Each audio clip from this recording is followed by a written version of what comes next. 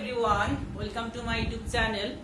আজকে আমি তোমাদের ইলেকট্রোস্ট্যাটিক্স বা স্থিরতড়িৎবিদ্যার উপর বেস করে বেশ কিছু টপিক শেষ করব এবং এটা আমার লেকচার 2 বা পার্ট 2 ভিডিও এই চ্যাপ্টারের উপর বেস করে। গতদিন আমি তোমাদের কুলম্বের সূত্র পড়াইছি, সেখান থেকে আকর্ষণ এবং বিকর্ষণ প্রকৃতির বল আমরা মেজারমেন্ট করতে শিখেছি একটা বিশেষ থিওরির দ্বারা, যেটা সিজিএস পদ্ধতি এবং এসআই পদ্ধতিতে আমরা শিখেছিলাম বায়ু মাধ্যমে এবং যে কোনো মাধ্যমের ক্ষেত্রে। এবং সেখানে আবার শিখেছিলাম আমরা কুলম্বের সূত্র বা কুলম্বিয়ান যে ল আছে তার ভেক্টর রূপ, মানে বলের যে ভেক্টর রূপ, সেটা আমি তোমাদের শেখাইছিলাম। তো আজকে আমি একটা জিনিস লিখেছি এখানে, সেটা হলো স্থির তড়িৎ বল ও মহাকর্ষীয় বলের মধ্যে সাদৃশ্য। কুলম্বের সূত্র প্রয়োগ করে যে আকর্ষণ বা বিকর্ষণ প্রকৃতির বল ক্যালকুলেট করা হয় সেটাকে অ্যাকচুয়ালি বলা হয় স্থির তড়িৎ বল বা তড়িৎ বল, ইলেকট্রোস্ট্যাটিক ফোর্স। এবার তোমরা ক্লাস 11 এ পড়েছো মহাকর্ষীয় বল বা গ্র্যাভিটেশনাল ফোর্স। তো এদের মধ্যে সাদৃশ্য আছে আবার বৈসাদৃশ্য আছে। তো আমি আগে সাদৃশ্যগুলো বলছি। দুটি বলই বস্তু দুটির মধ্যবর্তী দূরত্বের বর্গের সঙ্গে ব্যস্তানুপাতিক। দুটি বল বলতে এখানে একটা বোঝানো হয়েছে স্থির তড়িৎ বল আর একটাকে বোঝানো হয়েছে মহাকর্ষীয় বল। মহাকর্ষীয় বলের ফর্মুলা তোমরা শিখেছো 11 এ, F = G(m1m2/r²). এই যে বলটা দূরত্বের বর্গের সঙ্গে কি ব্যস্তানুপাতিক, এইজন্য মহাকর্ষীয় বলের সূত্রকে বলা হয় ইনভার্স স্কয়ার ল। ইনভার্স স্কয়ার ল। কুলম্বিয়ান সূত্র প্রয়োগ করে আমরা স্থির তড়িৎ বল মেজারমেন্ট করতে শিখেছি গতদিন। F = 1/4πε0 q1 q2/r²। এখানেও তোমরা দেখো বলটা কি দূরত্বের বর্গের সঙ্গে ব্যস্তানুপাতিক, এটাও কি একটা ইনভার্স স্কয়ার ল। তো এটাও দূরত্বের বর্গের সঙ্গে ব্যস্তানুপাতিক, এটাও দূরত্বের বর্গের সঙ্গে ব্যস্তানুপাতিক, মানে ইনভার্স স্কয়ার ল দুটাই।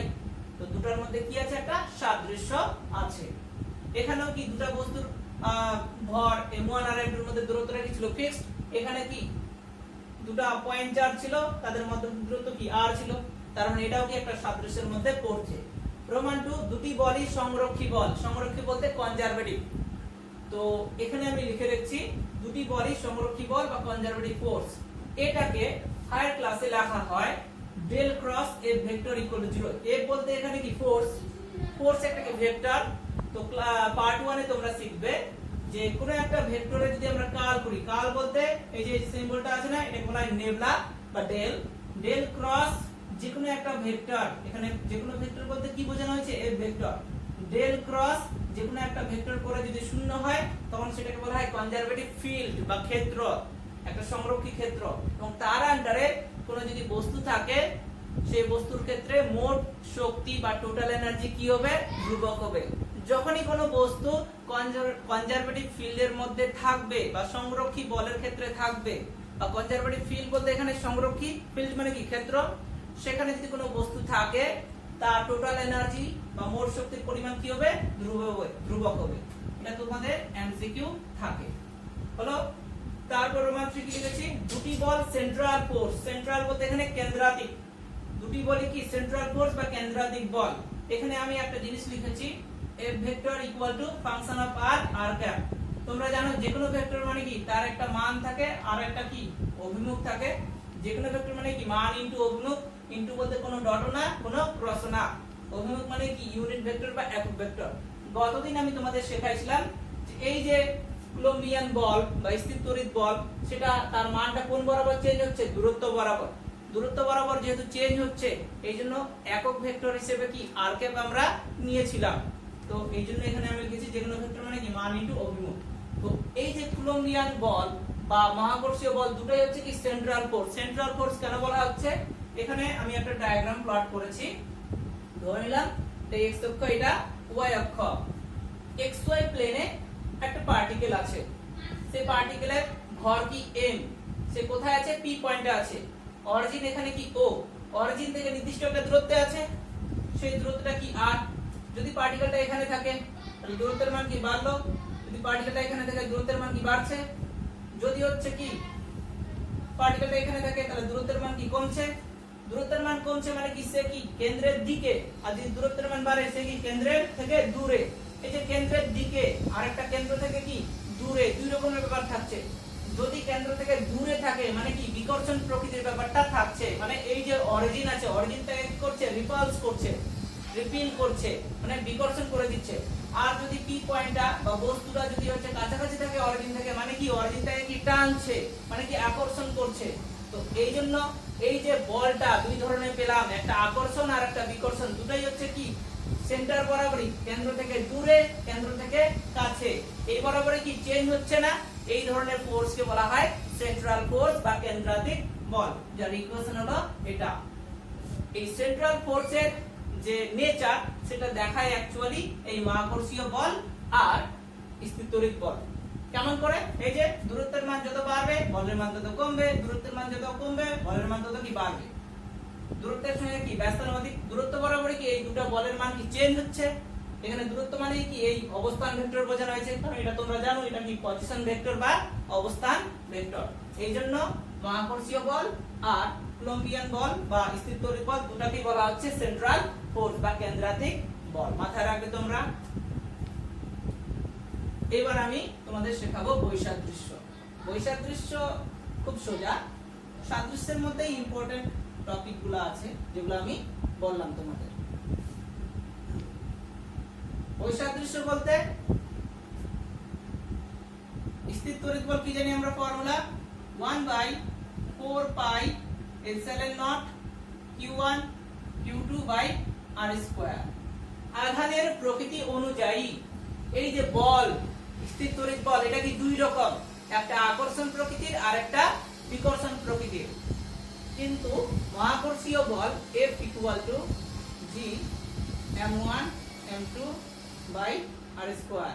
মহাকর্ষীয় বল কিন্তু অ্যাকচুয়ালি সব সময় কি আকর্ষণ প্রকৃতির, এটা বিকর্ষণ প্রকৃতির না। মহাকর্ষীয় বলের অ্যাকচুয়াল ফর্ম এটা, এখানে একটা নেগেটিভ সাইন হয়।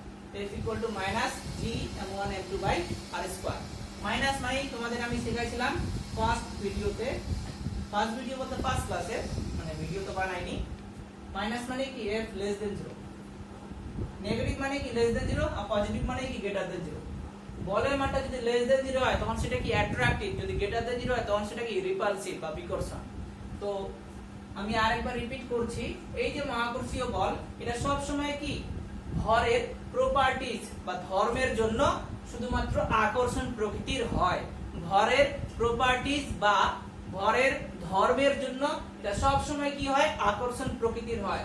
বাট আধানের প্রপার্টিজের জন্য এই যে স্থিরতড়িৎ বল এটা দুই রকম হয়, একটা কি অ্যাট্রাকটিভ ইন নেচার আর একটা রিপালসিভ ইন নেচার, বা একটা হলো আকর্ষণ প্রকৃতির আর একটা বিকর্ষণ প্রকৃতির। এটা একটা কি বৈসাদৃশ্য। আর একটা আছে এই যে কুলম্বিয়ান বল। কুলম্বিয়ান বল বা স্থিরতড়িৎ বলের মানটা খুব বেশি, মানে এর আকর্ষণ বা বিকর্ষণ বলের মানটা খুব বেশি, স্ট্রং ফোর্সের মধ্যে পড়ছে।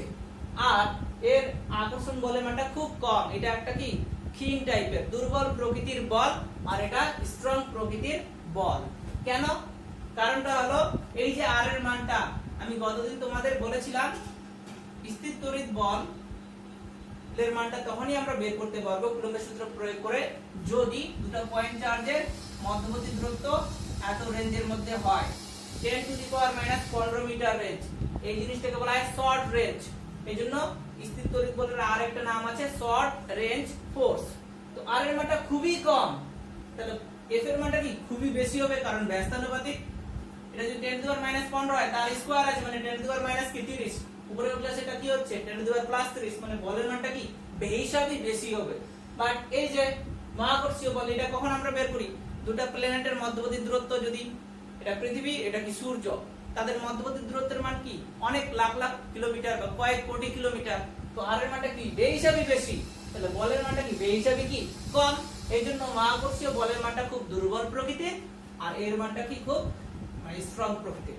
এইজন্য এটাকে এর একটা নাম আছে, এখনই বললাম আমি, এটা বলা হয় শর্ট রেঞ্জ আর এটা হাই রেঞ্জ। ক্লিয়ার? এটুকু হলো বৈসাদৃশ্য। তো সাদৃশ্য বৈসাদৃশ্য তোমরা পড়ে নিবা। এবার যে জিনিসটা আমি পড়াবো তোমাদের সেটাও খুব ইম্পর্টেন্ট। গতদিন আমি বলেছিলাম এই যে কুলম্বের সূত্র আমরা প্রুফ করেছি, মান বের করেছি বায়ু মাধ্যমে, যে কোনো মাধ্যমে, এসআই পদ্ধতিতে, সিজিএস পদ্ধতিতে। তো অ্যাকচুয়াল ডায়াগ্রাম কিন্তু সেটা না, তার অ্যাকচুয়াল ডায়াগ্রাম প্রয়োগ করব এখন আমি শেখাবো তোমাদের, এবং তার সাহায্যে প্রমাণ করব যে কুলম্বের সূত্র প্রয়োগ করে নিউটনের তৃতীয় গতিসূত্রের প্রমাণ, খুব ইম্পর্টেন্ট। আগে আমি অ্যাকচুয়াল ডায়াগ্রামটা বলছি।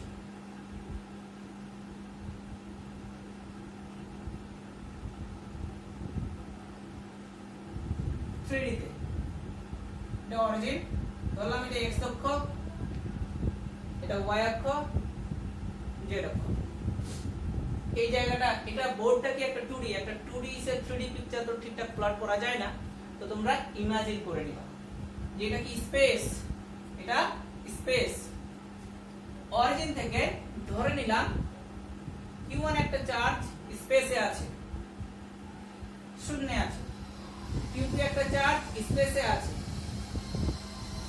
এই যে চার্জ, যে কোনো জিনিস আমরা যখন মেজারমেন্ট করি অরিজিন থেকে, গতদিন আমি তোমাদের একটা পেনের উদাহরণ দিয়েছিলাম যে এই যে পেন, এই পেনের লেন্থ মেজারমেন্ট করব, তাহলে কি একটা পার্ট শূন্য ধরবো আর একটা পার্ট কি মেজারমেন্ট পাবো।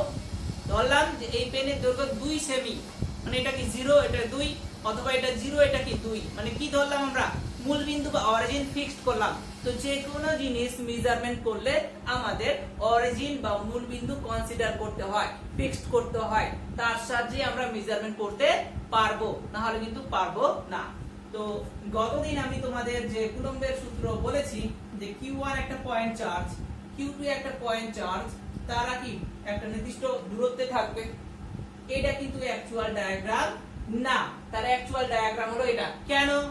এই যে q1 চার্জ q2 চার্জ আছে, কোথা থেকে কত দূরত্বে আছে, কোথায় আছে আমরা জানি, এই জন্য এর অ্যাকচুয়াল ডায়াগ্রাম এটা। আমি এই জিনিসটাকে আরেকবার বলছি, q1 একটা চার্জ q2 একটা চার্জ, ধরলাম q1 চার্জ অরিজিন থেকে কত দূরত্বে আছে, r1 দূরত্বে আছে। এখনই বললাম যে কোনো জিনিস মেজারমেন্ট করতে গেলে কি অরিজিন দরকার, তাহলে মূল বিন্দু থেকে r1 দূরত্বে q1 চার্জ এখানে আছে, ধরলাম কোথায় আছে, এই পয়েন্টে আছে, এই পয়েন্টে চার্জ কত q1। একই রকম এই পয়েন্টটাকে আমি b পয়েন্ট কনসিডার করলাম, তার চার্জ কত q2। এই যে b পয়েন্টটা মূল বিন্দু থেকে কত দূরত্বে আছে, r2 দূরত্বে আছে। ক্লিয়ার? এবার এই যে q1 চার্জ আর q2 চার্জ দুটো অবশ্যই কি পয়েন্ট বা বিন্দু আধান, এটা কি নির্দিষ্ট একটা দূরত্বে আছে, দেখাই যাচ্ছে ডায়াগ্রাম অনুযায়ী। হলো কুলম্বের সূত্র আমরা যে প্রয়োগ করেছি অ্যাকচুয়ালি সেটা কি এই দূরত্বটা, এই দূরত্বের মানটাই আমরা কি r ধরেছিলাম। এখানে ভেক্টর অনুযায়ী যদি আমি তোমাদের বোঝাই, এটা একটা ভেক্টর, কারণ অবস্থান ভেক্টর বা পজিশন ভেক্টর, ভেক্টর অনুযায়ী বলছি, ভেক্টর অনুযায়ী বলছি। এই চার্জটা যদি এখানে থাকে অবস্থান ভেক্টর এরকম হবে, চার্জটা যদি এখানে থাকে তাহলে অবস্থান ভেক্টর কি এরকম হবে, মানে কোন বরাবর গ্রোথ হচ্ছে, এই বরাবর হচ্ছে q1 চার্জের, এইজন্য অ্যারোটা আমি এদিকে দিলাম। একই রকম b পয়েন্টে চার্জটা এখানে আছে, অ্যারোটা কি এদিকে দিব। যদি b পয়েন্টটা এখানে হয় তাহলে কি অবস্থান ভেক্টর চেঞ্জ হচ্ছে, যদি এখানে হয় অবস্থান ভেক্টর চেঞ্জ হচ্ছে, কোন বরাবর চেঞ্জ হচ্ছে, এই বরাবরই চেঞ্জ হচ্ছে, এইজন্য অ্যারোটা দিব। ক্লিয়ার? আচ্ছা, এবার এই যে ab, এদিকেও দিতে পারি এদিকেও দিতে পারি, ইচ্ছা। তোমরা জানো ভেক্টর পড়েছো ক্লাস 11 এ, দেখো যে অ্যারোটা বাধা দিবে সেটা কি রেজাল্টেন্ট বা লব্ধি। তাহলে দেখো এটা প্লাস এটা করলে কি এটা হচ্ছে, এই যে এটা একটা কি ট্রায়াঙ্গেল বা ত্রিভুজ হচ্ছে, এই ত্রিভুজের ক্ষেত্রে লব্ধি কোনটা, এটা লব্ধি সব সময় কি বাধা দিবে। আমি এদিক দিয়ে হেঁটে যাচ্ছি, আমাকে কে বাধা দিচ্ছে, এটা দিচ্ছে, এই যে বাধা দিচ্ছে, যে বাধা দিবে সেটাই কি লব্ধি বা রেজাল্টেন্ট। তাহলে এখান থেকে বলতে পারি আমি ওয়ে ভেক্টর প্লাস a থেকে b মানে কি ab ভেক্টর ইকুয়াল টু কি, এটা লব্ধি হচ্ছে মানে ob ভেক্টর। এখানে ওয়ে ভেক্টরটাকে কি লিখেছি আমরা, r1 ভেক্টর। আচ্ছা, ab ভেক্টরটাকে আমি r ভেক্টর নাম দিচ্ছি, আর ob বলতে এখানে কি r2, তাহলে r ভেক্টরের ভ্যালু কত পাচ্ছি, r2 r1। মানে এখানে অ্যাকচুয়ালি যে পজিশন ভেক্টরটা পাচ্ছি সেটা কি এই পয়েন্ট চার্জ q1 আর পয়েন্ট চার্জ q2 এর যে অবস্থান ভেক্টর তাদের বিয়োগফল, যেটাকে আমরা ধরেছি কত r। এখানে r বলতে অ্যাকচুয়ালি r না, এর মধ্যে কি ইনক্লুড আছে, r1 আছে আর r2 আছে, অথবা r2 r1 আছে। এটাকে এইভাবে লিখতে পারি, যদি আরোটা এরকম দিয়ে দিই তাহলে এটা প্লাস এটা ইকুয়াল টু এটা লব্ধি এটা হচ্ছে, তাহলে এটা কত দাঁড়াচ্ছে r1 r2। মানে কি এই যে অবস্থান ভেক্টর দুটো পয়েন্ট চার্জের মধ্যবর্তী দূরত্ব সেটা অ্যাকচুয়ালি কি Q1 চার্জের অবস্থান ভেক্টর এবং Q2 চার্জের অবস্থান ভেক্টরের বিয়োগফল। এটা শেখানোর জন্যই আমি বললাম যে এটা অ্যাকচুয়াল না। যদি তোমাদের এমসিকিউ থাকে তাহলে তোমরা এইভাবেই লিখবা জিনিসটা। হলো?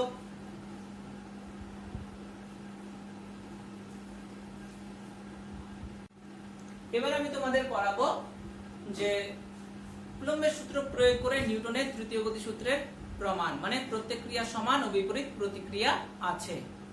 তো কুলম্বের সূত্রের ভেক্টর রূপ আমরা কি জানি? গতদিন আমি তোমাদের শেখাইছি a vector equal to 1/4 pi epsilon 0 q1 q2 divided by r cube into r vector, যেখানে r টা কি? r টা হলো দুটো পয়েন্ট চার্জের মধ্যবর্তী দূরত্বের মান। এখানে কিন্তু ভেক্টর নেই, r কিউব, r এর মাথায় কিন্তু ভেক্টর নেই। আরেকবার বলছি আমি, a vector equal to 1/4 pi epsilon 0 q1 q2 by r cube into r vector, এখানে কি r ভেক্টর আছে। তো এই কনসেপ্টটা আমরা ইউজ করে প্রুফ করব কুলম্বের সূত্রের সাহায্যে নিউটনের তৃতীয় গতি সূত্র। প্রত্যেক ক্রিয়ার সমান ও বিপরীত প্রতিক্রিয়া আছে, অ্যাকশন এবং রিঅ্যাকশন ইকুয়াল এন্ড অপোজিট। সেটা কি?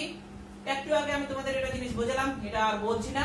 আমি শুধুমাত্র এখান থেকে একটু সামান্য কনসেপ্ট বলছি। সেটা হলো, দেখো তোমরা, যে যদি আমরা এটা রেজাল্টেন্ট বা লব্ধি মনে করি তাহলে কি এটা প্লাস এটা ইকুয়াল টু কি এটা, তাহলে এটা ইকুয়াল টু কি এটা মাইনাস এটা, এটাই আমি লিখেছি r vector equal two r2 minus r1।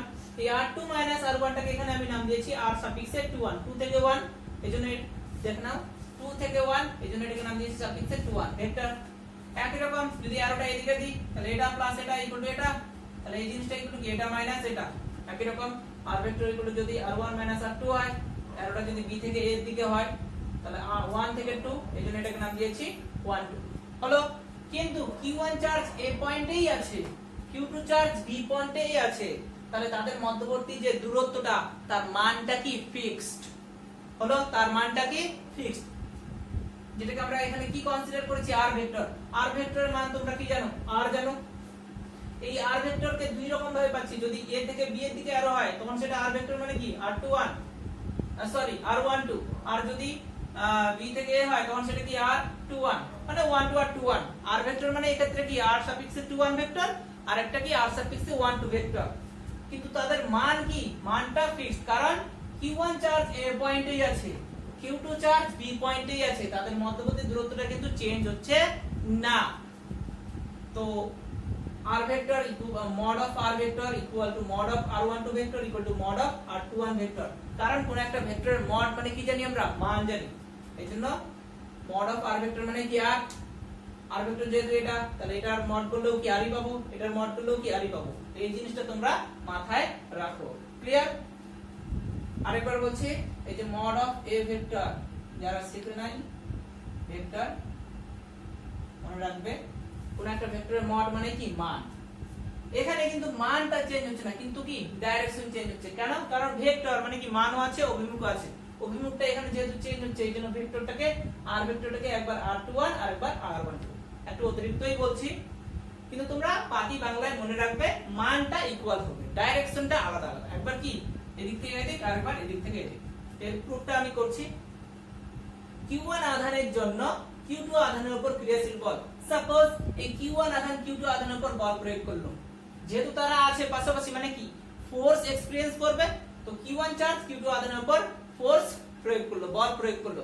কত পরিমাণ বল প্রয়োগ করলো সেটা আমি লিখেছি। q1 আধানের জন্য q2 আধানের উপর ক্রিয়াশীল বল। বলের ফর্মুলা কি জানি? F vector equal to 1/4 pi epsilon 0 q1 q2 by r cube into r vector। এখানে r কিউব আছে, মান তো ফিক্সড, এটাকে আমরা দেখতেই যাব না।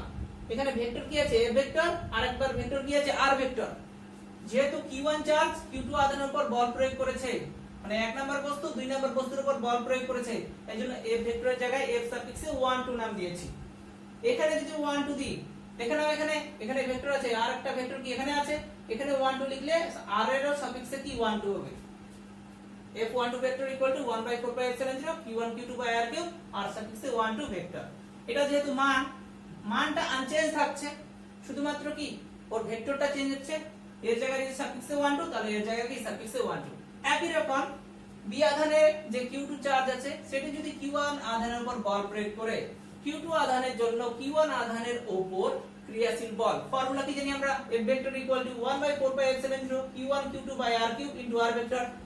এটা তো পুরোপুরি মান, দেখে নাও 1/4πε0 q1 q2 r3 কি মান, ভেক্টরের মধ্যে কি আছে, F ভেক্টর আছে আর কি r ভেক্টর আছে।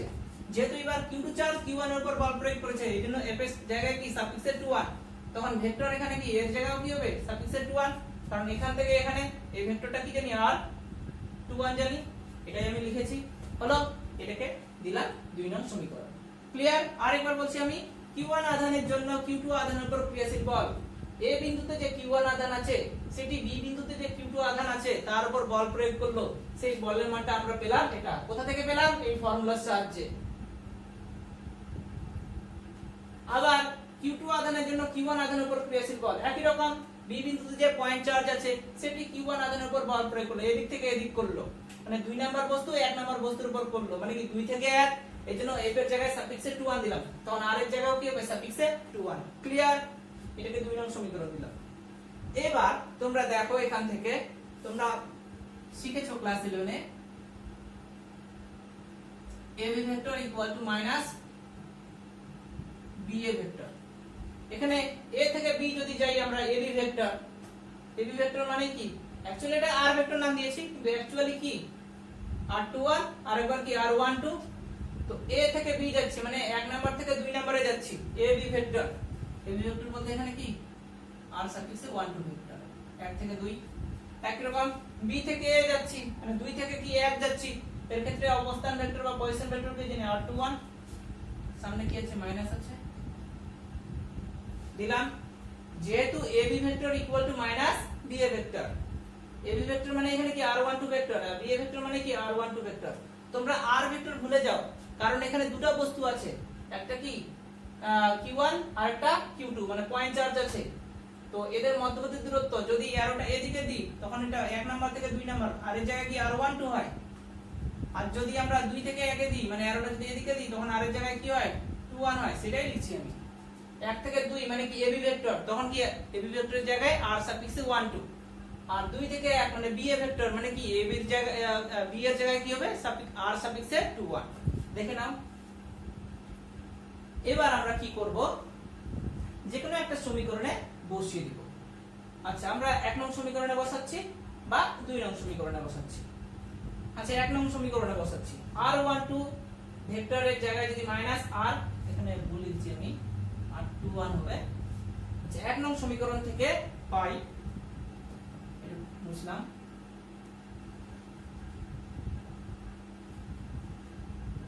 r12 এর জায়গায় কি লিখবো মাইনাস r21। পরের লাইনে মাইনাসটা শুধু তোমরা সামনে নিয়ে আসো, হলো। পরের লাইন এটাকে দিয়ে দাও ইকুয়েশন 3, মানে এই যে r12 ভেক্টর আছে তার জায়গায় আমরা মাইনাস r21 1 নং সমীকরণে বসালাম, বসিয়ে পেলাম হচ্ছে এটা, যেটা পেলাম এটাকে নাম দিলাম ইকুয়েশন 3। এবার তাকাও ইকুয়েশন 2 আর ইকুয়েশন 3 এর দিকে। সমীকরণ 2 ও 3 থেকে পাই, সমীকরণ 2 এর দিকে তাকাও, 1/4πε0 q1 q2 r3 r21 vector, আর সমীকরণ 3 এর দিকে minus 1/4πε0 q1 q2 r3 r21 vector. আচ্ছা দেখে নাও 1/4πε0 q1 q2 r3 r21 vector মানে কি f21, তাহলে এই যে মানটা এর পরিবর্তে আমরা f21 বসাতে পারি, এই জিনিসটা কোথায় আছে এখানে আছে, তাহলে এর জায়গায় আমরা কি বসাবো f21। তাহলে সমীকরণ 2 ও 3 থেকে পাই, 2 ও 3 থেকে পাই, মানে 2 নং সমীকরণের ভ্যালুটা 3 নং সমীকরণে বসালাম। বাম দিকে কি আছে f সাফিক্সে 1 2 ভেক্টর, সামনে কি আছে নেগেটিভ সাইন আছে, আর এই পুরো পার্টটা মানে কি f21 এই হয়ে গেল f12 vector equal two minus f21 vector. প্রত্যেক ক্রিয়া সমান ও বিপরীত প্রতিক্রিয়া। জিনিসটা কি, q1 চার্জ যদি q2 চার্জের উপর বল প্রয়োগ করে মানে 1 থেকে 2 সেম মানের বল প্রয়োগ করবে q2 চার্জ q1 এর উপর মানে 2 থেকে 1, এদিক থেকে এদিক আর এদিক থেকে এদিক দুটো পরস্পর সমান এবং কি হচ্ছে বিপরীতমুখী, 1 থেকে 2 মানে a থেকে b আর 2 থেকে 1 মানে বি থেকে দুটো পরস্পর সমান হচ্ছে, আবার কি বিপরীতমুখী। এটাই কি জানি আমরা, নিউটনের তৃতীয় গতির সূত্র। আশা করি তোমরা বুঝেছো বা বুঝাতে পারছি। এবার আমরা যেটা শিখবো সেটা হলো আধানের স্থির তড়িৎ একক। পরীক্ষায় থাকবে আধানের স্থির তড়িৎ একক বলতে কি বোঝো।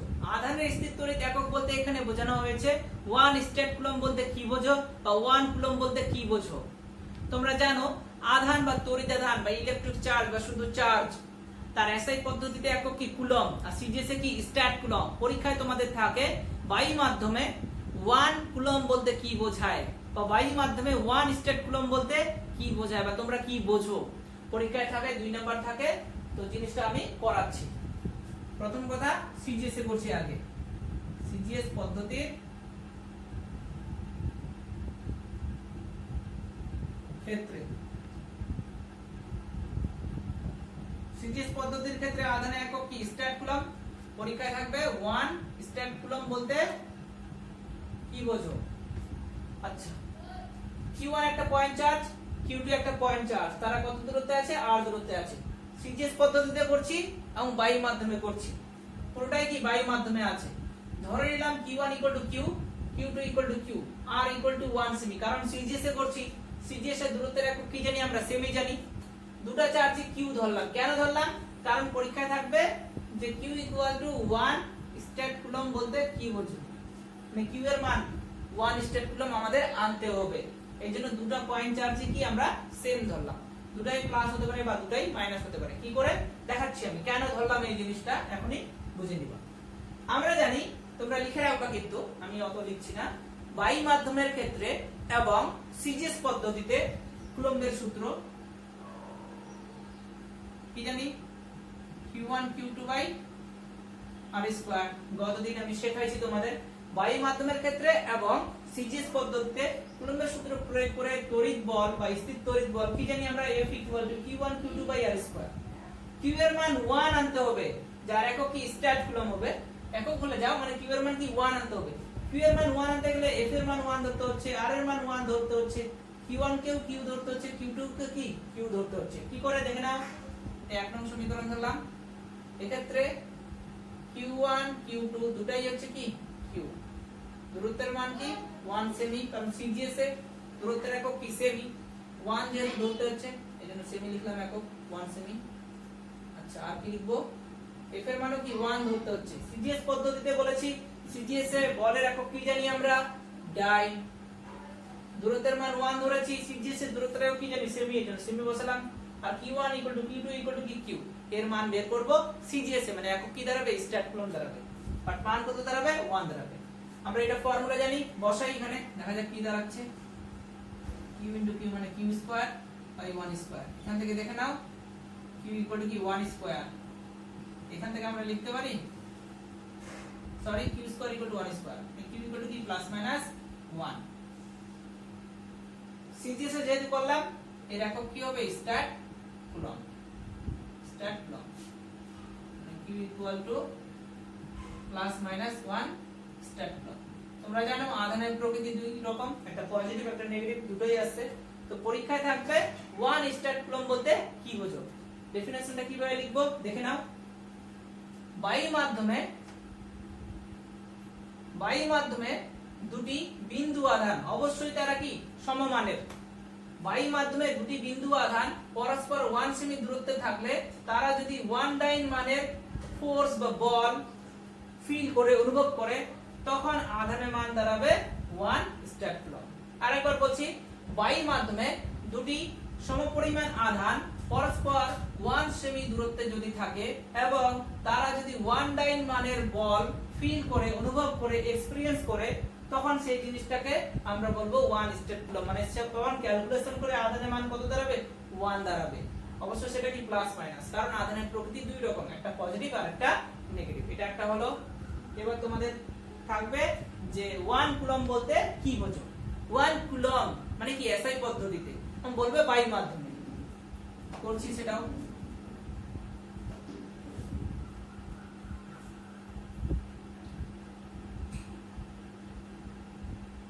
সেটা আমি করে নিলাম, কেন ধরলাম আপনি বুঝে যাবা। বায়ু মাধ্যম একই রকম।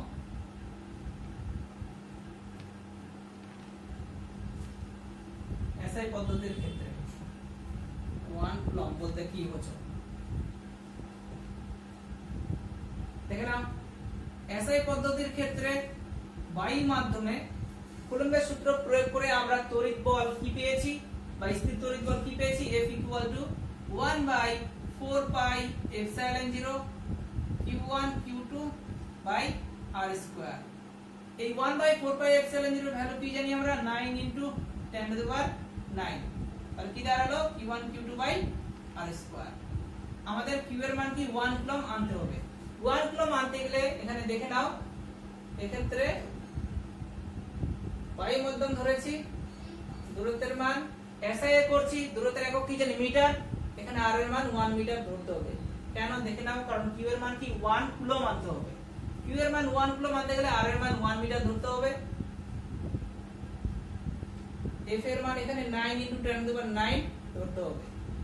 f বলতে বল, বলের এসআই একক কি নিউটন, একক কি হবে নিউটন, এবং দুটো সম আধান ধরতে হবে, মানে q1 q2 দুটোই কি q। তাহলে লিখছি এখানে দেখে নাও 9 × 10⁹ q × q মানে q² r²। r এর মান কত ধরেছি 1। f এর মান কেন 9 × 10⁹ ধরলাম, কারণ q এর মান 1 আনতে গেলে f এর মান আমাদের 9 × 10⁹ নিউটন ধরতেই হচ্ছে, না হলে কিন্তু q এর মান 1 আসবে না। তাহলে এখানে বসাচ্ছি, কাটাকাটি করে q² = 1, মানে q এর মান কি ±1। এসআই পদ্ধতিতে যেহেতু করলাম না, আধান একক কি জানি কুলম্ব। তাহলে দেখো ডেফিনেশনটা কি হবে, বায়ু মাধ্যমে দুটি সমপরিমাণ আধান পরস্পর যদি 1 মিটার দূরত্বে থাকে এবং তারা যদি 9 × 10⁹ নিউটন মানের বল এক্সপেরিয়েন্স করে, ফিল করে, অনুভব করে, তখন তাকে বলা হয় 1 কুলম্ব। আরেকবার বলছি, বায়ু মাধ্যমে দুটি সমপরিমাণ আধান q1 = q, q2 = q, সমপরিমাণ আছে, একই পরিমাণ আছে। বায়ু মাধ্যমে দুটি সমপরিমাণ চার্জ বা পয়েন্ট চার্জ বা বিন্দু আধান যদি 1 মিটার দূরত্বে থাকে এবং তারা যদি 9 × 10⁹ নিউটন মানের বল বা ফোর্স এক্সপেরিয়েন্স করে, তখন তাকে বলা হয় 1 কুলম্ব, যেটা অবশ্যই কি পজিটিভ হবে এবং নেগেটিভ হবে, এর জন্য প্লাস মাইনাস আসছে। এটাও কমপ্লিট হলো, বইয়ের মধ্যে আছে দেখে নিবা, পেজ নাম্বার 22 ছায়া বই অনুযায়ী।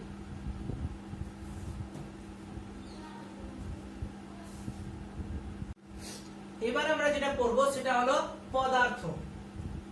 পদার্থ জিনিসটা আমি কেন লিখেছি, আমরা জানি তড়িৎ পরিবাহের উপর বেস করে কোন পদার্থের মধ্যে যখন তড়িৎ পরিবহন করে, তখন পদার্থকে তড়িৎ পরিবহনের উপর বেস করে আমরা তিন রকম ভাবে বিভক্ত করি বা ভাগ করি। নাম্বার 1 পরিবাহী বা কন্ডাক্টর, নাম্বার 2 অর্ধপরিবাহী বা সেমিকন্ডাক্টর, নাম্বার 3 অন্তরক বা ইনসুলেটর। সুপরিবাহী বা পরিবাহী বা কন্ডাক্টর মানে খুব ভালোভাবে এই পদার্থের মধ্য দিয়ে কারেন্ট ফ্লো হবে, কোনো রকমের বাধা নেই। অর্ধপরিবাহী মানে হচ্ছে কি কারেন্টের ফ্লোটা কি মাঝামাঝি থাকবে পরিবাহী এবং অন্তরকের মাঝামাঝি। আর অন্তরক বলতে কি একদমই কারেন্ট ফ্লো হয় না। অ্যাকচুয়ালি কারেন্ট যে কোনো পদার্থের মধ্যে স্বল্প পরিমাণে হয়, অন্তরক পদার্থের মধ্যে কারেন্ট ফ্লো হয় পিকো অ্যাম্পিয়ারে। 1 পিকো অ্যাম্পিয়ার মানে 10⁻12 অ্যাম্পিয়ার বা ন্যানো অ্যাম্পিয়ার রেঞ্জে 10⁻9 অ্যাম্পিয়ার, মানে পয়েন্টের পর 9টা শূন্য, 10⁻9 মানেই তো তাই, মানে 10⁻9 অ্যাম্পিয়ার মানে পয়েন্টের পর 9টা শূন্য, মানে কি 10⁻0 মানে কি নাই প্রায়। এজন্য অন্তরকের মধ্যে কোনো রকমের কারেন্ট ফ্লো হয় না বলা চলে। কিন্তু পরিবাহী এবং অন্তরকের মাঝামাঝি অর্ধপরিবাহের মধ্যে যে কারেন্ট ফ্লো হয় সেটা হচ্ছে কি মাইক্রো অ্যাম্পিয়ার রেঞ্জে বা মিলি অ্যাম্পিয়ার রেঞ্জে। 1 মাইক্রো অ্যাম্পিয়ার মানে কি 10⁻6 অ্যাম্পিয়ার, 1 মিলি অ্যাম্পিয়ার মানে কি 10⁻3 অ্যাম্পিয়ার। তো এই পরিবাহের উদাহরণ তো তোমরা জানোই, বিভিন্ন রকম মেটাল। আর অর্ধপরিবাহী মানে তোমরা কি জানো, germanium, silicon, indium phosphide, indium arsenide, germanium, silicon, indium phosphide, indium arsenide, আরো অনেক কিছুই আছে। আর অন্তরক মানে তো তোমরা জানো। তো এই জিনিসটা আমি কেন পড়াচ্ছি, কারণটা হলো তোমাদের সিলেবাসে পরাবৈদ্যুতিক পদার্থ আছে। পরাবৈদ্যুতিক পদার্থ বা ডাইইলেকট্রিক সাবস্টেন্স জিনিসটা কি? পরাবৈদ্যুতিক পদার্থ হলো এমন এক ধরনের পদার্থ যার মধ্যে কারেন্ট ফ্লো হবে না, কিন্তু আমরা রেজাল্ট বা ফলাফল পাবো। এই ধরনের পদার্থকে বলা হয় ডাইইলেকট্রিক সাবস্টেন্স বা পরাবৈদ্যুতিক পদার্থ। এক্সাম্পল অনুযায়ী বলা যায় বায়ু, প্যারাফিন বা অভ্র, এরকম বিভিন্ন রকম পরাবৈদ্যুতিক পদার্থ আছে। তো এই পরাবৈদ্যুতিক পদার্থের ডেফিনেশন কিন্তু তোমাদের পরীক্ষায় আসে, বইয়ের মধ্যে ঠিকঠাক নাই, তোমরা তাও লিখে রাখবা। পরাবৈদ্যুতিক পদার্থ হলো এমন এক ধরনের পদার্থ যার মধ্যে তড়িৎ পরিবহন হয় না, কিন্তু তড়িৎ পরিবহনের ফলাফল বা রেজাল্ট আমরা পাই। এই ধরনের পদার্থকে বলা হয় ডাইইলেকট্রিক সাবস্টেন্স বা পরাবৈদ্যুতিক পদার্থ। উদাহরণ হিসেবে বলা যায় বায়ু বা এয়ার, প্যারাফিন বা অভ্র, এরকম আরো অনেক কিছু আছে। ক্লিয়ার? এই জন্য আমি তোমাদের তড়িৎ পরিবহনের উপর বেস করে পদার্থকে তিন রকম ভাবে বিভক্ত করলাম। একটা সুপরিবাহী বা পরিবাহী বা কন্ডাক্টর, একটা কি সেমিকন্ডাক্টর বা অর্ধপরিবাহী, আর একটা ইনসুলেটর বা অন্তরক। এদের মধ্যে হচ্ছে কি তড়িৎ পরিবহন করে, কিন্তু পরাবৈদ্যুতিক পদার্থ কি তড়িৎ পরিবহন করছে না, কিন্তু আমরা কি রেজাল্ট পাচ্ছি। জিনিসটা কি, তার জন্য একটা एग्जांपल দিচ্ছি।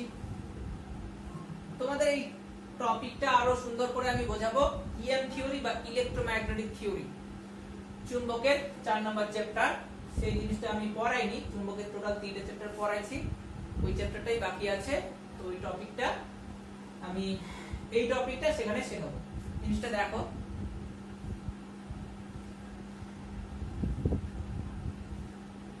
ধারক নামে তোমাদের সিলেবাসে ইলেকট্রোস্ট্যাটিক্স এর 4 নম্বর চ্যাপ্টার গতদিন আমি বলেছিলাম ধারক বা ক্যাপাসিটর। এটা একটা ব্যাটারি, এটা তার পজিটিভ টার্মিনাল, এটা নেগেটিভ টার্মিনাল। আর এটা কি একটা ক্যাপাসিটর। ক্যাপাসিটরের কাজই হলো আধানকে স্টোর করা বা জমা রাখা। এই পজিটিভ টার্মিনাল কোথায় যুক্ত আছে, এখানে আছে, মানে এখানে পজিটিভ চার্জ স্টোর থাকবে। নেগেটিভ টার্মিনাল এর মধ্যে আছে, নেগেটিভ চার্জ স্টোর থাকবে।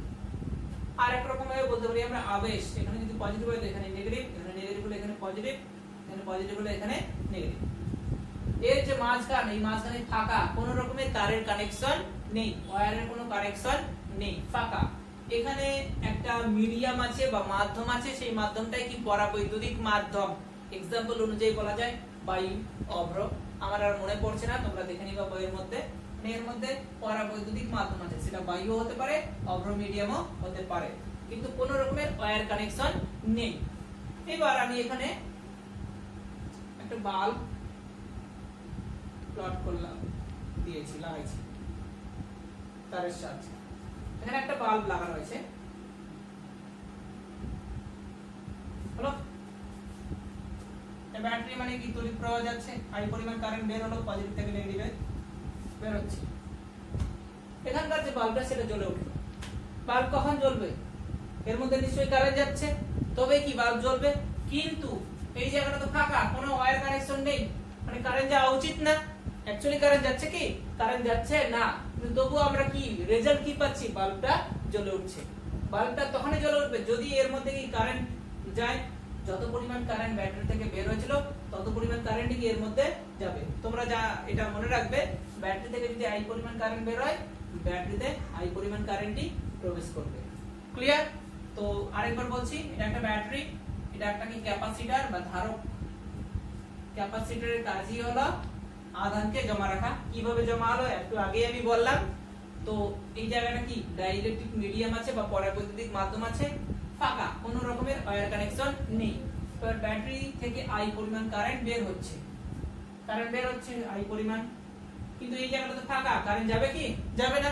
কিন্তু এখানে একটা বাল্ব রাখছি, দেখলাম বাল্বটা জ্বলে উঠলো, মানে কি নিশ্চয়ই কি এর মধ্যে কি কারেন্ট যাচ্ছে, কিন্তু অ্যাকচুয়ালি তো যাওয়া উচিত না। মানে কি অ্যাকচুয়ালি এর মধ্যে কারেন্ট যাচ্ছে না, কিন্তু ফলাফল কি পাচ্ছি আমরা, বাল্বটা জ্বলে উঠছে। এই জন্য আমি বললাম যে পরাবৈদ্যুতিক পদার্থ হলো এমন এক ধরনের পদার্থ যার মধ্যে তড়িৎ পরিবহন হবে না, বাট আমরা ফলাফল বা রেজাল্ট পাবো। এখানে ফলাফল কি পাচ্ছি, বাল্বটা জ্বলে উঠছে। তো এই যে ফাঁকা স্থানটা, এর মধ্যে এক ধরনের কারেন্ট ফ্লো হয়। এই কারেন্টটাকে কন্ডাকশন কারেন্ট বা পরিবাহী প্রবাহ বলা হয় না। আইটা অ্যাকচুয়ালি কি পরিবাহী প্রবাহ বা কন্ডাকশন কারেন্ট, যেটা ব্যাটারি থেকে বের হয়। এই যে পরাবৈদ্যুতিক মাধ্যম বা ডাইইলেকট্রিক সাবস্টেন্স, এর মধ্যে একটা বিশেষ কারেন্ট ফ্লো হয়। এই ধরনের কারেন্টকে বলা হয় সরণ প্রবাহ বা সরণ প্রবাহ বা ডিসপ্লেসমেন্ট কারেন্ট। সরণ প্রবাহ বা ডিসপ্লেসমেন্ট কারেন্ট। এই সরণ প্রবাহের সিম্বল হলো I সাফিক্স ডি, যেটা কন্ডাকশন কারেন্টের সঙ্গে ইকুয়াল হয়। I মানে আইডিটা কি I এর সঙ্গে সমান, এইজন্য এর মধ্যে তো আইডি যাচ্ছে, যেটা I এর সঙ্গে সমান। এইজন্য এর মধ্যে বাল্বের মধ্যে দিয়ে যাচ্ছে, বাল্ব কি জ্বলে উঠলো। এইজন্য বললাম যে এর মধ্যে কোনো রকমের কারেন্ট যাচ্ছে না, বাট বাল্বটা কি জ্বলে উঠছে, মানে কি ফলাফল আমরা পাচ্ছি। এই যে কোনো রকমের কারেন্ট যাচ্ছে না, সেই ধরনের কারেন্টকে বলা হয় ডাইলেকট্রিক কারেন্ট। এটা কি করে আসলে, এর মান কত, ডাইলেকট্রিক না মানে ডিসপ্লেসমেন্ট কারেন্ট, একটু আমিও ভুল বলছি, ডিসপ্লেসমেন্ট কারেন্ট বা সরণ প্রবাহ, আইডি মাথায় রাখবেন। আর ব্যাটারি থেকে যে কারেন্টটা বের হয় সেটা বলা হয় কন্ডাকশন কারেন্ট বা পরিবাহী প্রবাহ, যেটা দুটো কি ইকুয়াল হয়। এর মান কত সেই চ্যাপ্টার যখন পড়াবো তোমাদের করাবো, বা আমার ভিডিও আছে, ম্যাক্সওয়েল নামে একটা ভিডিও বানিয়েছি আমার সেকেন্ড ইয়ারের জন্য, তো তোমরা ওখানেও দেখে নিতে পারো, ওখানে আমি প্রুফ করেছি এই টপিকটা। তো হলো, এবার এই জিনিসটা আমি কেন করলাম, কারণ তোমাদের পরীক্ষায় ডেফিনেশন আসে, একটা জিনিস আসে, সেটা হলো তোমাদের আমি পড়াইছি যে কোনো মাধ্যমে তড়িৎ বিদ্যুৎতা, যার সিম্বল কি এপসিলন, শূন্য মাধ্যমে তড়িৎ বিদ্যুৎতা মানে কি এপসিলন 0। এদের একটা বিশেষ অনুপাত আছে, এই অনুপাতটাকে বলা হয়, আমি প্রথম দিন পড়াইছিলাম যে কোনো মাধ্যমে এবং সিজিএস পদ্ধতিতে কুলম্বের সূত্র, এটা পড়াইছি F = Q1 Q2/kr²। এই যে k, এই kটাকে বলা হয় পরাবৈদ্যুতিক ধ্রুবক। এই পরাবৈদ্যুতিক ধ্রুবকটা আসছে পরাবৈদ্যুতিক পদার্থ থেকে। এর মান কত কিভাবে বের করব, আমরা তো কোনো রকমের ফর্মুলা জানি না, সেই ফর্মুলাটা এখানে আমি লিখছি। পরাবৈদ্যুতিক পদার্থ বা ডাইইলেকট্রিক কনস্ট্যান্ট, পরাবৈদ্যুতিক ধ্রুবক বা ডাইইলেকট্রিক কনস্ট্যান্ট, খালি পদার্থ পদার্থ আসছে, দেখে নাও। পরাবৈদ্যুতিক ধ্রুবক বা ডাইইলেকট্রিক কনস্ট্যান্ট, যার সিম্বল কি কে, যেটা আমরা সিজিএস পদ্ধতিতে যে কোনো মাধ্যমে শিখেছি, একে লেখা হয় ε/ε0। পরীক্ষায় যদি থাকে লিখবা যে কোনো মাধ্যমে তড়িৎ বিদ্যুৎতা এবং শূন্য মাধ্যমে তড়িৎ বিদ্যুৎতার যে অনুপাত, সেই অনুপাতটাকে বলা হয় পরাবৈদ্যুতিক ধ্রুবক। যে কোনো মাধ্যমে তড়িৎ বিদ্যুৎতা এবং শূন্য মাধ্যমে তড়িৎ বিদ্যুৎতার অনুপাতকে বলা হয় পরাবৈদ্যুতিক ধ্রুবক।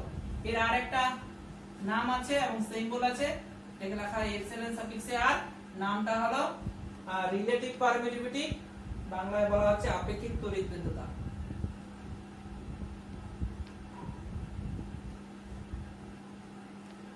আপেক্ষিক তড়িৎ বিদ্যুৎতা বা রিলেটিভ পারমিটিভিটি,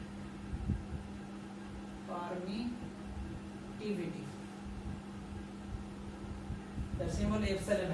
এটা মানে কি কে বা পরাবৈদ্যুতিক ধ্রুবক।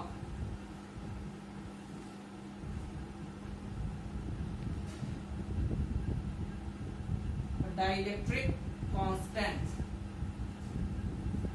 যার ফর্মুলা কি কে মানে ε/ε0। যে কোনো মাধ্যমে তড়িৎ বিদ্যুৎতা এবং শূন্য মাধ্যমে তড়িৎ বিদ্যুৎতার অনুপাতকে বলা হয় পরাবৈদ্যুতিক ধ্রুবক। এর প্রুফটা আমি এখনই করাবো। এই যে কে, মনে রাখবে বায়ু মাধ্যমে কে এর মান হলো 1, কে এর মান যদি 1 হয় তাহলে এপসিলন আর এপসিলন 0 কি সমান, বায়ু মাধ্যমে কে এর মান 1 এবং অন্যান্য মাধ্যমে কে এর মানটা বহুগুণ হারে বেড়ে যায়। কে এর সবথেকে কম মান হলো বায়ু মাধ্যমে, যার মান হলো 1, আর অন্যান্য যখনই কোনো মাধ্যমে আমরা যাব, যদি ওয়াটার মিডিয়াম হয় কে এর মান মনে হয় 80, দেখে নিবা তোমরা বইয়ের মধ্যে, মনে করছে যতটুকু 80 হতে পারে, তাহলে কে এর মান 80, তাহলে এপসিলন এর মান কত হচ্ছে, এখান থেকে দেখে নাও এপসিলন = কি কে এপসিলন 0 লিখতে পারি আমি, এপসিলন = কে * এপসিলন 0। কি বললাম আমি, কে এর মিনিমাম ভ্যালু হলো 1 এবং সেটা কোন মিডিয়ামে, বায়ু মাধ্যমে। অন্যান্য মাধ্যমে কে এর মান কি বহুগুণ হারে বাড়তে থাকে। জলের ক্ষেত্রে কে এর মান 80, তাহলে দেখে নাও জলের ক্ষেত্রে কে এর মান 80, তাহলে যে কোনো মাধ্যমে তড়িৎ বিদ্যুৎতার ভ্যালু কত দাঁড়াচ্ছে 80 এপসিলন 0। জলের ক্ষেত্রে লিখে রাখো ফর ওয়াটার, এগুলা এমসিকিউ থাকে কিন্তু কে এর মান 80। তাহলে দেখা যাচ্ছে জলের ক্ষেত্রে তড়িৎ বিদ্যুৎতার মানটা কি বেড়ে যাচ্ছে বায়ু মাধ্যমে থেকে 80 গুণ, আর বায়ু মাধ্যমে তড়িৎ বিদ্যুৎতা কি এপসিলন 0, তার কি 80 গুণ করলে আমরা কি জলের মাধ্যমে বা জলের ক্ষেত্রে তড়িৎ বিদ্যুৎতা পাবো। এবার এখানে যে এমসিকিউটা থাকে যে যে কোনো মাধ্যমে তড়িৎ বিদ্যুৎতার ভ্যালু কত হয়, মনে রাখবে যে কোনো মাধ্যমে সবসময় তড়িৎ ভেদ্যতার মান কি বাড়তে থাকে।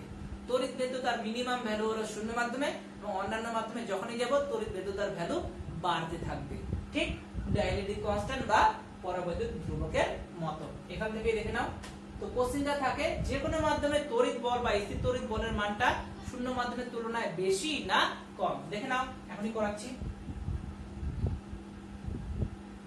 F ইকুয়াল টু কি জানো তোমরা শূন্য মাধ্যমের ক্ষেত্রে? SA এটা, আর যে কোনো মাধ্যমে এটা। বায়ু মাধ্যম বা শূন্য মাধ্যমের ক্ষেত্রে আমরা কুলম্বের সূত্র প্রয়োগ করে দেখেছি স্থির তড়িৎ বলের ভ্যালু এলো এটা, আর যে কোনো মাধ্যমে কি এটা। এবার যে কোনো মাধ্যমে এপসাইলনের ভ্যালুটা কি বহুগুণ হারে বেড়ে যায়, তাহলে বলের মানটা কি বহুগুণ হারে কি কমে যায়, কারণ ব্যস্ত অনুপাতিক না। এখান থেকে বলতে পারি ব্যস্ত অনুপাতিক এপসাইলন। যেহেতু যে কোনো মাধ্যমে তড়িৎ ভেদ্যতা মান বহুগুণ হারে বেড়ে যায়, তাহলে তড়িৎ বলের মানটাও কি বহুগুণ হারে কমে যাবে। এবার এখানে দেখে রাখো তোমরা, শূন্য মাধ্যমে এপসাইলন জিরোর ভ্যালু বা তড়িৎ ভেদ্যতার ভ্যালু কি সবথেকে কম, তাহলে শূন্য মাধ্যমে তড়িৎ বলের মানটা সবথেকে বেশি। ব্যস্ত অনুপাতিক কি না? এই এপসাইলন জিরোর ভ্যালুটা সবথেকে কম কোন মাধ্যমে? শূন্য মাধ্যমে। যেহেতু শূন্য মাধ্যমের ক্ষেত্রে তড়িৎ ভেদ্যতার ভ্যালু সবথেকে কম, যার সিম্বল কি এপসাইলন জিরো, তাহলে শূন্য মাধ্যমে তড়িৎ বলের মানটা কি সবথেকে বেশি। আর অন্যান্য মাধ্যমে যেহেতু হচ্ছে কি তড়িৎ ভেদ্যতার ভ্যালুটা বেড়ে যাচ্ছে, মানে অন্যান্য মাধ্যমে বলের মানটা কি কমে যাচ্ছে। মোদ্দা কথা হলো যত অন্যান্য মাধ্যমে যাব আমরা, তড়িৎ বল বা স্থির তড়িৎ বলের মানটা কি ডিক্রিজ করবে, আর শূন্য মাধ্যমে তড়িৎ বল বা স্থির তড়িৎ বলের মানটা কি সর্বোচ্চ। এই জিনিসটা তোমরা মনে রাখবে, এটা এমসিকিউ থাকে। টুকে নাও এগুলো তোমরা। এবার আমরা প্রমাণ করব একটু আগে যেটা লিখলাম, k equal to epsilon by epsilon zero. পরাবৈদ্যুতিক ধ্রুবক ইকুয়াল টু যে কোনো মাধ্যমে তড়িৎ ভেদ্যতা এবং শূন্য মাধ্যমে তড়িৎ ভেদ্যতার অনুপাতকেই বলা হয় পরাবৈদ্যুতিক ধ্রুবক। এটার আমি এখন প্রমাণ করব। প্রমাণটা যদিও পরীক্ষায় থাকে না, কিন্তু তাও আমি শেখাচ্ছি, তাহলে অঙ্ক করতে সুবিধা হবে তোমাদের। এখানে আমি চারটা ডায়াগ্রাম নিয়েছি, এটাও একটা ডায়াগ্রাম, এটাও একটা, এটাও একটা, এটাও একটা। হলো এটা হচ্ছে সিজিএস, এটাও সিজিএস, এই বরাবর সিজিএস এই কলাম অনুযায়ী, আর এই কলাম অনুযায়ী এসআই। এই দুটাই এসআই, এই দুটাই সিজিএস। ধরে নিলাম সিজিএস পদ্ধতিতে দুটো পয়েন্ট চার্জের মান হলো ছোট হাতের Q1 আর ছোট হাতের Q2। তারা পরস্পর যে দূরত্বে আছে সেটা কি ছোট হাতের r দূরত্বে। সিজিএস এর দুটো পয়েন্ট চার্জ, একটা Q1 আর একটা Q2, কত দূরত্বে আছে? r দূরত্বে। সিজিএস এর দূরত্বের একক কি? সেমি, আর চার্জের একক কি? Stack coulomb. এই দুটোই সিজিএস। এটা হচ্ছে কি যে কোনো মাধ্যমের ক্ষেত্রে, আর এটা বায়ু মাধ্যম আর শূন্য মাধ্যমের ক্ষেত্রে। ক্লিয়ার? এসআই পদ্ধতিতে দুটো পয়েন্ট চার্জ ধরলাম, একটা বড় হাতের Q1 আর একটা বড় হাতের Q2। তারা পরস্পর যে দূরত্বে আছে সেটা মিটার রেঞ্জে, এইজন্য সিম্বলটা দিয়েছি দূরত্বের বড় হাতের r, সেটা হচ্ছে এটা। এসআই পদ্ধতিতে দুটো পয়েন্ট চার্জ, একটা হলো বড় হাতের Q1, একটা বড় হাতের Q2, তারা যে পরস্পর দূরত্বে আছে সেটা কি বড় হাতের r। এখানে বড় হাতের r এর একক হলো মিটার রেঞ্জে, আর বড় হাতের Q1 বড় হাতের Q2 যে দুটো পয়েন্ট চার্জ আছে তাদের একক হলো কুলম্ব এককে। ক্লিয়ার? এইজন্য ডায়াগ্রাম প্লট করছি। এটা হলো কি যে কোনো মাধ্যমের ক্ষেত্রে এসআই পদ্ধতিতেই, আর এটা হচ্ছে কি বায়ু মাধ্যম বা শূন্য মাধ্যমে এসআই পদ্ধতিতেই। আরেকবার বলছি, এটা হলো সিজিএস পদ্ধতির ক্ষেত্রে যে কোনো মাধ্যমে বায়ু মাধ্যমে, এটা এসআই পদ্ধতির ক্ষেত্রে যে কোনো মাধ্যমে বায়ু মাধ্যমে। ক্লিয়ার? এখান থেকে আমি প্রমাণ করব। দেখো সিজিএস পদ্ধতির ক্ষেত্রে,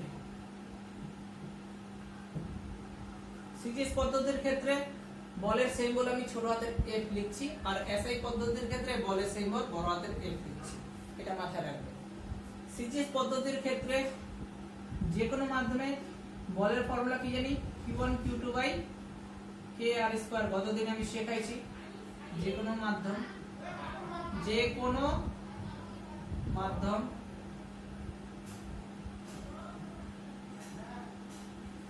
ক্লিয়ার? সিজিএস পদ্ধতিতে বলের একক সিম্বল কি ছোট হাতের f। এবার এটা একটা কাজ করি, এটা যেহেতু যে কোনো মাধ্যম এজন্য f সাফিক্সে m নাম দিলাম। ক্লিয়ার? আর বায়ু মাধ্যমে বাট সিজিএস এই বায়ু যেহেতু এইজন্য সাফিক্সে এ মানে এয়ার, এটাই হবে। সিজিএস এর করছি, কে এর মান কি জানি আমরা 1 জানি, এটা শেখাইছি কতদিন, এটা কি বায়ু মাধ্যমের ক্ষেত্রে বা শূন্য মাধ্যমের ক্ষেত্রে। আরেকবার বলছি, সিজিএস পদ্ধতির ক্ষেত্রে আমরা ফর্মুলা কি জানি, F = Q1 Q2 Kr²। এখানে F বলতে ছোট হাতের লিখেছি আমি। যে কোনো মাধ্যমে সিজিএস পদ্ধতির ক্ষেত্রে বলের ফর্মুলা কি জানি, Q1 Q2 Kr²। এখানে সেই বলের সিম্বলটা আমি F সাফিক্সে m দিলাম, মিডিয়াম যে কোনো মাধ্যম, যেহেতু সিজিএস করছি এইজন্য বলের সিম্বল ছোট হাতের m লিখেছি। এটা হচ্ছে কি বায়ু মাধ্যমে, m এর জায়গায় খালি a বসিয়ে দাও, মানে এয়ার বা ফ্রি স্পেস, ফর্মুলা এটাই হবে, খালি k এর জায়গায় কি 1 পদ্ধতি আমি শেখাইছি। হলো, এটা কি ইকুয়েশন 1, এটা ইকুয়েশন 2। সিজিএস এর ক্ষেত্রে হয়ে গেল যে কোনো মাধ্যম আর বায়ু মাধ্যম। এবার আমরা করব এসআই পদ্ধতির ক্ষেত্রে।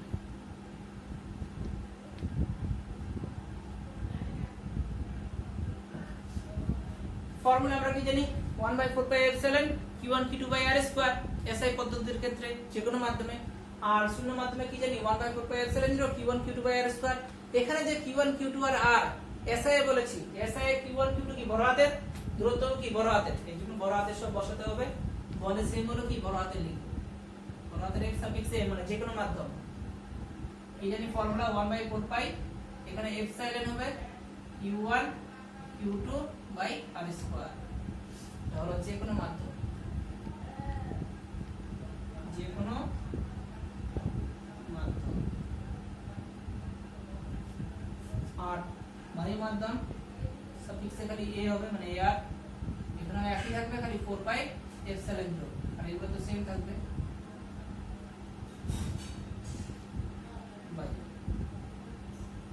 আচ্ছা এটাকে ইকুয়েশন 3, এটা ইকুয়েশন 4।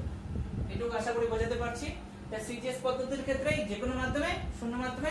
এসআই পদ্ধতির ক্ষেত্রে যে কোনো মাধ্যমে, শূন্য মাধ্যমে। এসআই পদ্ধতির ক্ষেত্রে আধান বলতে বড় হাতের Q1 Q2 আর দূরত্ব বলতে বড় হাতের R, এইজন্য নিয়েছি এটা পুরোটা এসআই, এটা পুরোটা সিজিএস। এবার এখানে আমি একটা কাজ করব, সেটা হলো অনুপাত বের করব।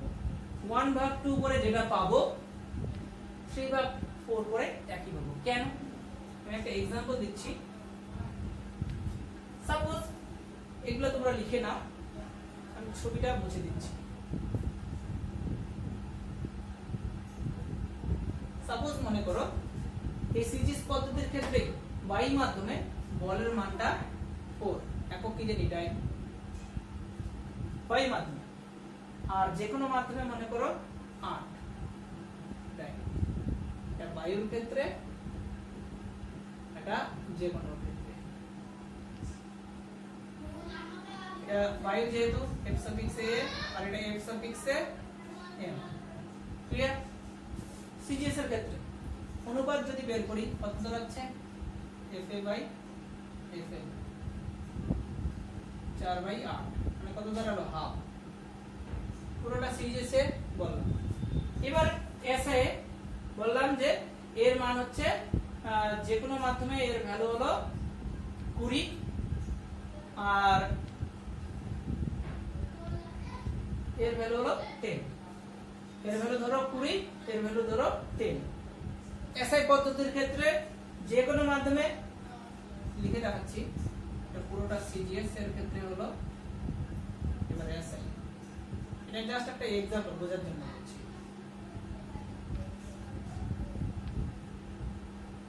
যে কোনো মাধ্যমে ধরলাম এর মান হলো 20, একক কি হবে, নিউটন হবে, কারণ এসআই। আর শূন্য মাধ্যমে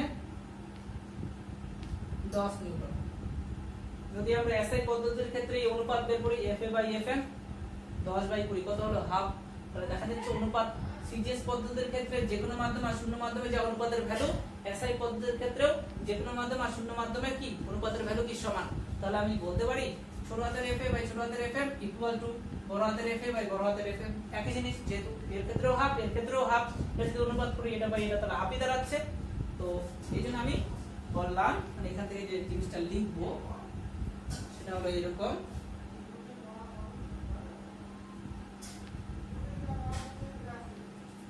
সমীকরণ 1 2 3 4 থেকে পাই যে জিনিসটা আমি বললাম, FA/FM ইকুয়াল টু বড় হাতের FA বাই বড় হাতের এফ এল। এবার আমরা মান বসাবো। ছোট হাতের এফ এর ভ্যালু কি এটা বসাই তাহলে q1 q2 by r square, আর এটা কি জানি q1 q2 by kr square. একই রকম q1 q2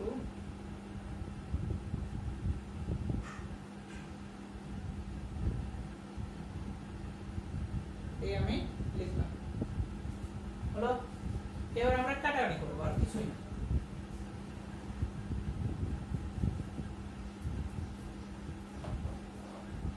কাটাকাটি করলে কি দাঁড়াচ্ছে, এটা বাই এটা একটা উপরে উঠে যাচ্ছে। দেখো q1 q2 by r square, q1 q2 by r square কেটে গেল। এটা করলে যেটা দাঁড়াবে সেটা শুধু কে দাঁড়াবে, কি করে আসলে দেখাচ্ছি আমি।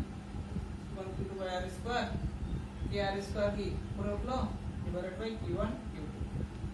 একই রকম এখানেও 1/4 আচ্ছা একবারই করছি, q1 q2 by 4 pi epsilon 0 r square. এই 4 পাই r স্কয়ার দিয়ে একবারে উপরে উঠলো।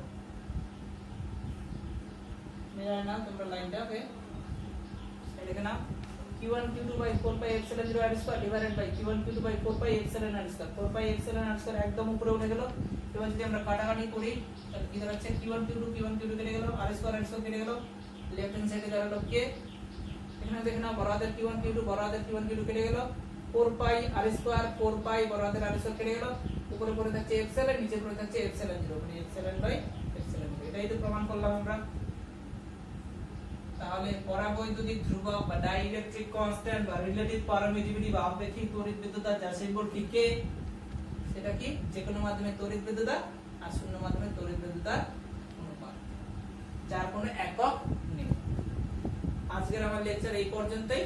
আমি কালকে আবার একটা ভিডিও বানাবো, কালকে নেক্সট টপিক দিব, যেটা যাদের আমার ব্যাচে এই টপিকটা হয়েছে তোমরা অবশ্যই দেখবা, কারণ অনেক কিছু নতুন কিছু করাইছি যেটা আমি ব্যাচে করাইনি। তো তোমরা অবশ্যই কাইন্ডলি দেখে নিবা। আজকে এই পর্যন্তই। আর ভিডিওটা যদি ভালো লেগে থাকে তো অবশ্যই সাবস্ক্রাইব করবে, আর বাকিটা তোমাদের হাতে।